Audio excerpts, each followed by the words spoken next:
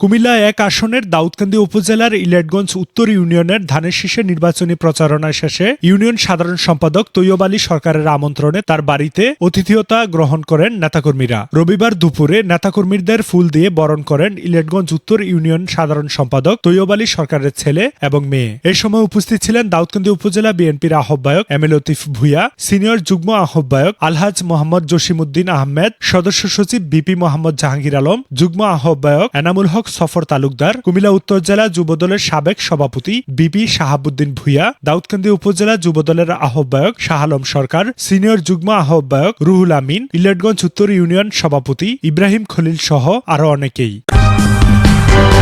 সূচনা community.tv বিনোদনের পাশাপাশি খবর।